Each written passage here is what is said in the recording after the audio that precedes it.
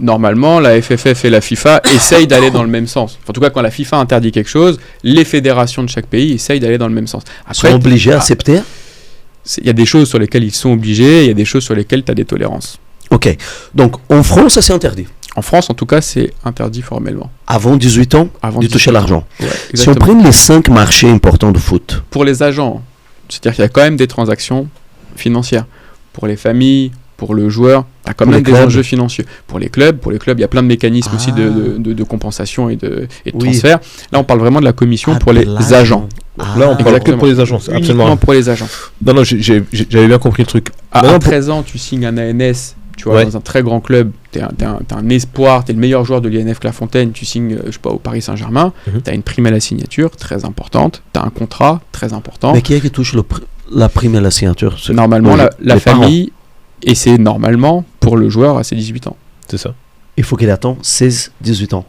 Normalement. C'est ça. Après, la famille et le joueur, ils font moi, je connais, c'est une famille, on va dire comme ça, parce qu'après, ils sont 3 ou 4 frères, 3 frères.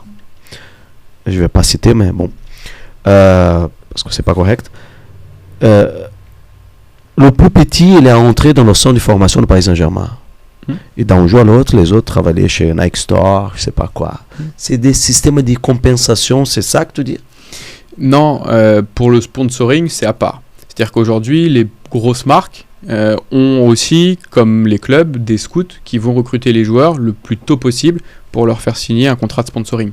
En gros, tu repères aussi sur le bord des terrains le futur Kylian Mbappé, tu essaies d'aller le faire signer, lui, et du coup avec sa famille, parce que sa famille doit signer pour l'engager, pendant qu'il est mineur, en se disant, je le fais signer pendant 5 ans, 6 ans, j'ai une vision sur lui en termes de sponsoring sur le long terme, avec effectivement des avantages, des crampons, de l'habit, etc. Enfin plein de choses, tu vois, tous les contrats sont modulables, mais tu peux tout imaginer, de l'argent ou du produit, de l'échange de produits, parce que tu penses qu'il va devenir pro et que tu as envie de l'avoir dans ton écurie, dans ta marque, pour plus tard.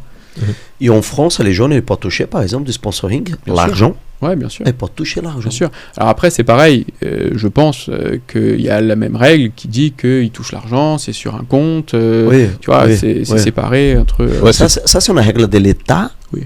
Ouais, sur le sponsoring, ça, on n'est plus sur le foot là. On est sur une règle on est État. plus sur le foot. Ouais, bien sûr. Donc le seul acteur qui ne touche pas l'argent avant 18 ans, 16. Ouais, 18. Non, c'est 18 ans. C'est l'agent. Ouais. C'est le seul acteur de foot qui ne touche pas l'argent. Exactement. Tout le reste, on peut s'arranger. Exactement.